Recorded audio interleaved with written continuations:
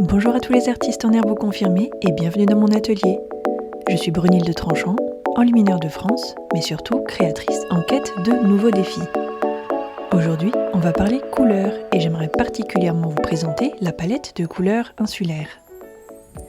Lors de mon apprentissage, la période insulaire est la première que j'ai abordée en termes de peinture. Mais pourquoi ?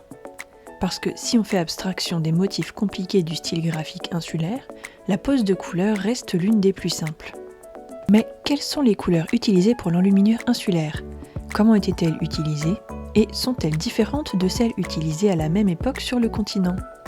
C'est ce que je vous explique aujourd'hui. Pour vous présenter la palette de couleurs insulaires, je repartirai donc de celle qui lui ressemble le plus à la même époque. Il s'agit bien entendu de la palette de couleurs mérovingienne.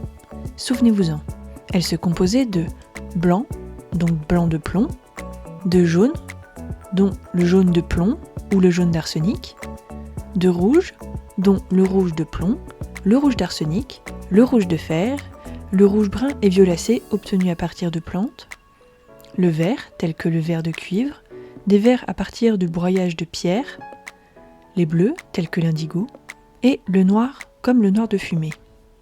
Eh bien, la palette de couleurs insulaires est à peu de choses près la même que la palette mérovingienne. Tout comme dans l'enluminure mérovingienne, le blanc est très peu présent tel quel dans les manuscrits insulaires. La plupart du temps, un espace blanc était du parchemin mis en réserve. Le blanc pouvait être utilisé en petites touches pour des détails ou comme base à la pose d'un autre pigment pour en modifier la teinte. Le blanc de craie ou de plomb était alors utilisé. Le jaune est beaucoup utilisé dans les manuscrits insulaires.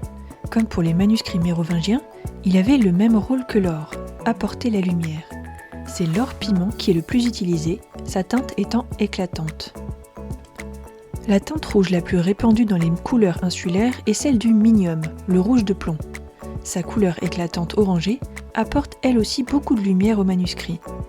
En fonction de la façon dont on pose le pigment, elle peut avoir une teinte très claire, presque fluo, ou plus brune. D'autres rouges plus foncés étaient également utilisés, comme l'hématite ou la garance, ainsi que des plus violacés comme l'orseille ou le pholium. Dans cet exemple, le minium est utilisé pour le vêtement de Saint-Jean ainsi que les écritures qui l'entourent. Et dans celui-ci, c'est une couleur plus violacée comme l'orseille ou le pholium qui a été utilisée pour peindre le vêtement. Pour obtenir ce rose pâle et vu la couvrance du pigment, je pense qu'il a été mélangé à du blanc. La toge, elle, est certainement peinte en utilisant le pigment seul. Les détails sont apportés par le minium. Pour le vert, c'est le vert de gris qui est dominant dans les manuscrits de cette époque. En effet, cette couleur regroupe une palette très complexe de verts allant d'un vert bleuté turquoise à un bleu-gris presque terne. Tout dépend de la qualité du pigment et de son oxydation. Tout comme le vert de gris le fait sur le vert, l'indigo règne en maître sur la palette des bleus. Sa couleur, variant d'un gris terne à un bleu profond presque violacé, le rend intéressant et permet d'en faire des usages variés en fonction de la manière dont il est posé ou préparé. Sur cet exemple, les cheveux du personnage, les montants de son siège et le fond sont tous trois peints dans des nuances d'indigo ou pastel.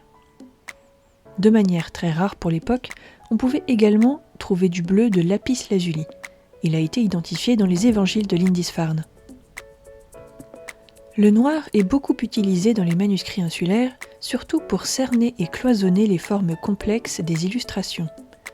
Le noir le plus répandu est le noir de fumée, obtenu à partir de la combustion d'éléments organiques tels que le bois. Dans l'enluminure insulaire, les couleurs sont la plupart du temps posées en aplat et transparence. Les techniques telles que les fondus et dégradés n'apparaissent que plus tard et ne sont pas utilisées. Si les aplats permettent d'obtenir des couleurs vibrantes, les transparences permettent, elles, de jouer avec les teintes, que le pigment soit posé seul ou en superposition. Voilà donc ce qu'il faut retenir concernant la palette de couleurs insulaires.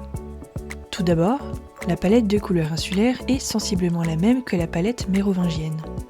Ensuite, elle se compose de blanc de plomb, de jaune de plomb et d'arsenic, de rouge de plomb, d'arsenic, de fer, de rouge brun et violacé obtenu à partir de plantes, de vert de cuivre ou de verre obtenu à partir de broyage de pierre, d'indigo et de noir de fumée. Et enfin, ces couleurs étaient utilisées en aplat, en transparence et en superposition. C'est tout pour cette vidéo, j'espère qu'elle vous aura plu. Si c'est le cas, donnez-lui un petit pouce en l'air et abonnez-vous pour ne pas louper les prochaines sorties. Avant de partir, dites-moi donc en commentaire ce que vous pensez des couleurs insulaires et de la manière dont elles sont utilisées. Et sur ce, je vous dis à très bientôt.